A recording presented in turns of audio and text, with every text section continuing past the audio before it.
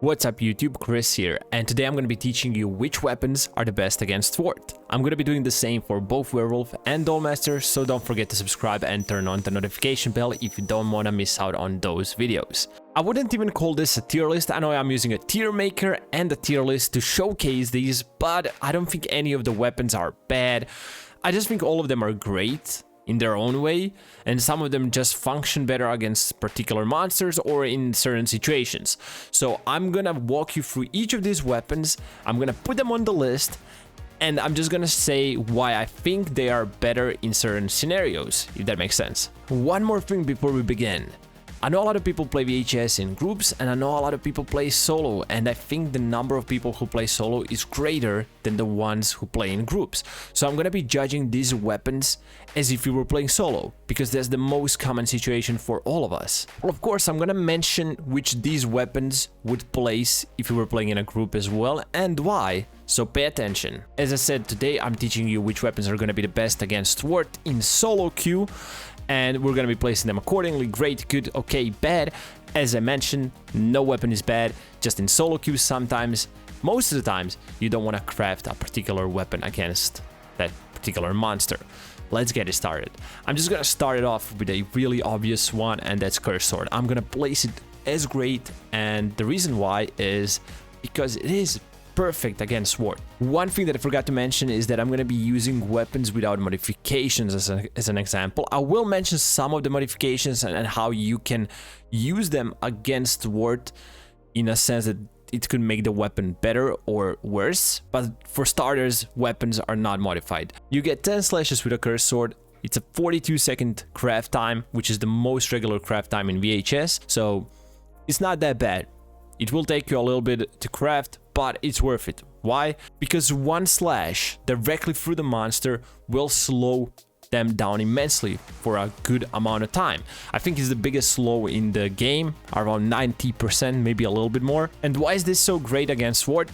Well, W.A.R.T has two abilities that he can use aggressively, which is his leap and his armor. His armor, yeah, it's a defensive ability, but once he armors up, he's actually gonna go on offensive. So with Sword, if you're in a 1v1 situation and he's armored up, he has a leap, you just do one slash, step back, because he's gonna get really slowed down. Even when he leaps, he will leap slower, and the distance is not gonna be as great. So you can cut him out with those 10 slashes to a great extent. You will only have to use around 2 or 3 depending on the situation, but 2 or 3 slashes until his armor breaks up, and then you can finish him off.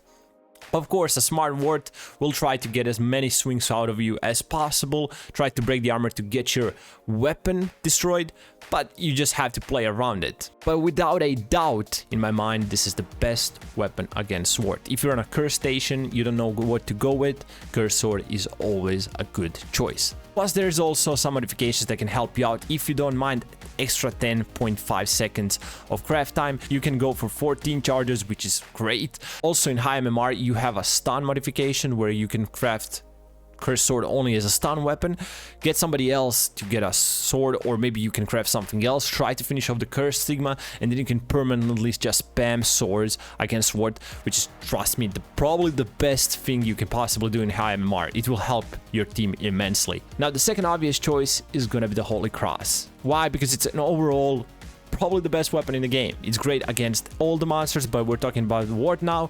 It's good for kiting, not the best, but it's good for kiting. It has a fairly fast shoot time, it has a decent amount of charges, it's also a 42-second craft time. You also have modifications to make it a stun weapon, and the hitbox is immense. This is what I talked about in a previous video. I think Holy Cross is absolutely freaking broken, and it's always gonna be on top of the list no matter which monster you go against. Next weapon we're gonna place as great is Flamethrower. Requires very little skill, has the same crafting time as the 2 previous ones, a decent amount of charges, 9-meter range, which is great kiting potential, better than the Holy Cross. Not as good as the Curse Sword, but nothing has as good as the Curse Sword. So yeah, it's definitely next on the list. Plus, you also have some great modifications for it: extra range, or the same option as with the previous 2, only as a stun weapon, 32-second craft time. It's a really good option. You should definitely consider it. I know a lot of people will disagree with me on the next one, but please keep an open mind. I'm gonna put Raygun as good The only reason why I'm not putting it as great because I don't think it's a great weapon overall. It feels a bit weak compared to the first 3 weapons. And this is the weapon that you unlock immediately when you get into the game. In solo queue, it can be really challenging to use it properly, and it does require some time to get used to it. And even then, the only way to be consistent and really good with it is at low range, which I think kind of kills the whole point of Raygun because it's a high range weapon. The main problem is probably the consecutive amount of shots you need to banish the monster, which is 9, but I'm not going to talk about the Raygun right now and what its issues are. I just want to say that it's a really good weapon against W.A.R.T, and the only reason why it's really good against him is because of its kiting potential. It's the second best kiting weapon against W.A.R.T currently. It's not as good as Curse Sword, but it does have an immense slow. Once you hit 2 consecutive shots, you can just make distance. You can basically walk away from the monster with 3 consecutive shots, but you will deplete the weapon pretty fast. And the weapon that goes right behind the Raygun is Slingshot. Now, debatably, this could go all the way down to okay, because it's a high skill level. It requires a lot of time to master it and use it well. But I'm gonna say one thing, W.A.R.T is a bit sluggish, and you can take advantage of that. But there is one more thing that you can really take advantage of, and that's his leap. His leap is predictable most of the time, and he's really easy to hit, especially if he's directly leaping towards you. By the time his animation for the leap starts until the time he lands, you can already prepare the slingshot, fire it, and get that hit off. So if you mastered the slingshot to a decent level, I think you'll feel pretty safe crafting it against W.A.R.T. Unlike Werewolf, trust me, ask anybody what it feels like to have a slingshot against Werewolf, especially a good one, because of his speed, he's so hard to hit, and he doesn't have a leap, which is predictable. Plus, a lot of W.A.R.T players, when they armor up, they get really cocky and they just leap towards you. You can get a slingshot, somebody can be standing behind a corner with a cross, and boom, you get a free stigma. So yeah, I don't feel bad about this one. Slingshot will stay right there. The one that comes after Slingshot is Firebomb, aka Molotov, aka Molly, aka Kenzo Tech. You OGs know what I'm talking about. It can be a bit trickier to hit sometimes in Slingshot, but I think it's all about how much you practice with both, because it's not the same. What a lot of people who didn't use these two don't understand is that they feel a lot different. Slingshot and Molotov, you'd think, oh, I throw both of those, so it should kind of feel the same. Yes and no. Slingshot is more of a direct hit. Where you aim, that's where you're gonna hit. It's kind of the same with Molly. Yeah, where you aim, you're gonna hit, but the way it travels can make a whole lot of difference, because Molly kind of goes up in the air and then falls down, which can mess up with your rhythm, and I just feel like it takes a bit more to get used to, even though Slingshot is definitely a harder one to hit, just because Molly is not meant to hit directly. You can just hit close to the monster and it's gonna spread wildfire all around it, and if it's in a 3-meter proximity, you're probably gonna get that stigma off. With Slingshot, you need a direct hit, which makes it a harder weapon to use. I just think Molly is kind of trickier to get used to, if you know what I mean. Now, why I think it's a good weapon against W.A.R.T is because you cannot really bait out the armor with it. You already need to have a good amount of distance if the W.A.R.T armor's up and you're in a 1v1 situation. You will need to buy yourself time until the armor runs out. But one great thing is that you can play off it. What I really like about Molly is that you can throw it on the ground and it will start doing damage and slowing down W.A.R.T even when he's armored up. And if the armor runs out before the flames break the armor, the damage will continue and you might have a good chance of actually finishing up the stigma. You will be able to banish W.A.R.T. Plus, it's also good for cross maps. I don't know. I might be wrong here, but I do consider it a good weapon against W.A.R.T. The next weapon is really tricky, because this one might end up being your trump card, but it can also mean your doom. I'm talking about Shock Sphere, and I'm not even sure if I should place it in front of Power Bomb or behind it, but I'm just gonna stick behind because I myself am not comfortable with using it against W.A.R.T. I think it's great against Werewolf, but we're gonna be discussing that in the next video. I know a lot of people will say, hey, doesn't W.A.R.T just need to armor up and eat up the Shock Sphere, or if you stop using it, he will just get a free hit.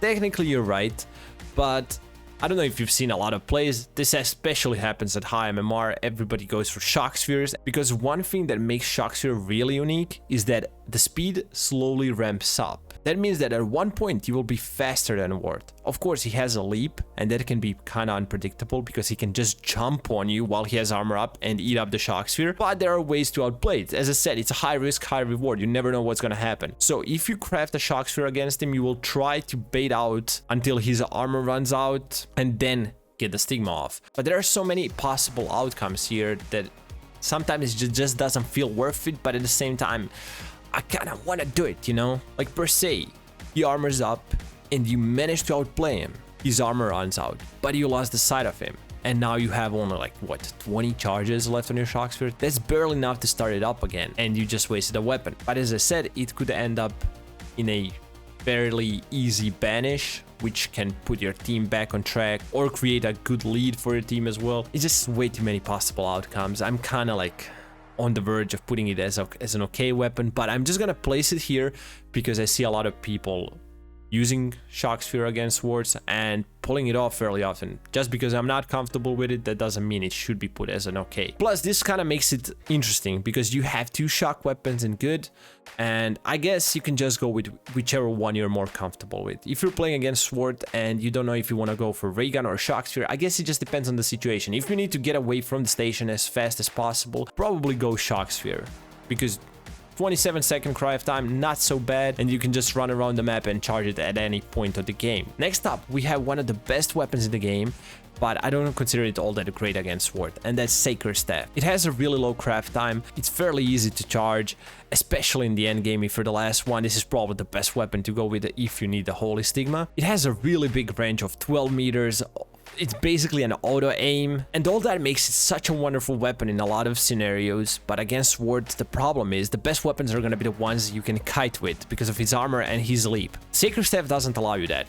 It has a really high startup time, and if you damage him once you slow him down, the slow is not all that great. It's decent, but it definitely doesn't help with the kiting issue because the startup time just lets them get so much closer to you. Now, if you were in a group where a lot of your teammates are well coordinated, they have weapons, this could easily be one of the best crafts against W.A.R.T or any monster.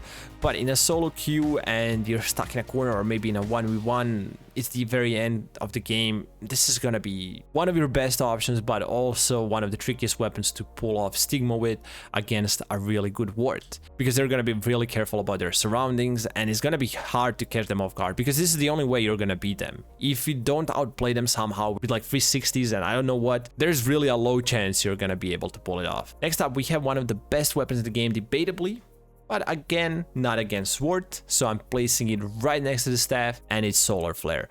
It's a great weapon, don't get me wrong. If you have a team, if you have a really good, well-coordinated team you can play around, I craft Solar Flares almost all the time. It doesn't really matter which monster it is. And actually, that's not true. Against W.A.R.T, I kind of lean towards Flamethrower. But Solar Flare can be decent.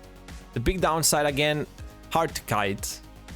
The second downside, you have to place it in one place, which usually takes time, so you just place it in one spot and try to bait out the armor by slowing him slowly down, then 316 into a kill. But it's not easy to pull off, and if you want to keep on kiting and you already have a good amount of distance, you will have to place it again in another spot, which takes time, then the charge up time to actually start shooting. It's just a mess. I would consider it okay. It's an okay craft. You cannot really go wrong with it. But again, if you're not well coordinated with your team, I seriously doubt this is gonna benefit you as much as the Flamethrower will, or even a Firebomb. Now, to be completely honest with you, I'm not sure if I should put Enigma in okay list or in bad, but I don't consider it a bad weapon against W.A.R.T, so I'm just gonna place it right next to the awesome duo. It's basically the same as Staff when it comes to craft time, the range you get, the shoot time, how it works really. The problem is that it's a bit trickier to charge in my opinion than the Staff is. That's why I don't like it as much as Staff, if that makes sense. Especially in endgame, you're not really gonna go for Enigma. Like if you're 1v1 against monster, there is one Stigma left, you're trying to win this. Against W.A.R.T, first of all, you cannot use Enigma to kite, really can't. I mean, you can try. Maybe you will pull it off every once in a while, but it's not great as a kite weapon. But the biggest downside is that you charge Enigma being close to the monster. You're feeding off its negative energy, and that's how Enigma works. But whilst you're charging it, you produce a loud noise, the monster can spot you, they can hit you, and they can pursue you until they get a down on you and you lose that Enigma. In solo queue, I I rarely ever like getting Enigma. But once again, if you're in a really well coordinated team, this whole thing doesn't even make sense, to be honest. Like Enigma, one of my favorite weapons to craft with a 4-stack. Any weapon, I think there's no rules as to which weapons are gonna work the best when you're in a 4-stack. There definitely will be some rules, but they all suddenly become a really good option, if you know what I mean. That's why we're only discussing solo queue right now. Now, the last two weapons, I hate doing this, but I'm placing I as a better weapon against W.A.R.T. And before you bash on me, just listen. It takes so long to charge it up and get it up and running. Secondly, once you start controlling it, you will depend on your team to navigate you with pings, with good communication, and even if you get to the W.A.R.T, he can just armor up and eat up your eye. Of course, sometimes you will just get a free kill if he doesn't react fast enough, or even if he starts running away, you can, similar to a shock where you can bait it out and try to get the kill then. But the problem is you get no to very little sound when you control an eye. And I feel like it's so easy for the monster to lose you, and just the POV that you get is so messed up. Once again, it's a great weapon if you have a good team, but in solo queue, I would just say go for a curse sword, please. If you're in a need of a really good curse weapon against W.A.R.T, I don't even really see the point of trying to go for an eye, unless you're just trying to go for fun. In high MMR, like high skill matches with a good 4-stack, I can sometimes be better than Curse Sword, because Curse Sword can somehow be anticipated and outplayed. But like if one of your teammates breaks the armor and they ping you the exact location constantly of where the W.A.R.T is, you cannot really miss. So there's that, you know. But in solo queue, mid MMR, low MMR, high MMR, it doesn't really matter. I wouldn't really go for an eye. It's risky and it rarely ever pays off. And the last weapon, RC Flyer. Before you peeps start fucking busting those comments about me bashing on RC Flyer, keep in mind that this is one of my favorite weapons in the game. One of my favorite crafts. But in solo queue against W.A.R.T, I don't like it. W.A.R.T just puts his armor up and now I have to call back the RC. And he might have even heard where I launched it from, and now he's on my body. There's not much I can do, unless, like with the eye, you can gain distance, charge up the eye, and maybe get a lucky hit if the W.A.R.T doesn't if he doesn't manage to land a hit in time, if you had enough distance or whatever. With RC, you don't have that option, really. You can try to cut out the armor, but it's harder because the RC can be destroyed. Secondly, as I said, if he finds your body, even if you have a lot of distance, by the time you charge it up, get it up and running, and start shooting, you will get hit. Yeah, I don't know. I'm just placing it as the last weapon. This is like something that I will not craft. Like Shock Sphere and Raygun, much better options. And that's it. That kind of concludes my list for best weapons against W.A.R.T in solo queue, or even in duo queue. This is just my take on it, and I even think in high MMR, when you play with teammates, some things can change up here, but still, generally, this is like your best way to go. Like, even if I'm playing in a high MMR match with a 4-stack against W.A.R.T, my favorite weapon is still Curse Sword. Yes, and I can be really good, useful, but hey, with Curse Sword, I can buy a lot of time. I don't have to force the banish if my teammates are trying to get back up or craft a weapon. I can just try to keep him in one place. Look, this is just my opinion at the end of the day, and as always, I would like to hear yours. If you have anything that you would move on this list or debate, please let me know down below. As I mentioned in the beginning of the video, I will be making the tier list for both Werewolf and Dollmaster as well. So if you guys don't want to miss out on those, don't forget to subscribe and turn on the notification bell.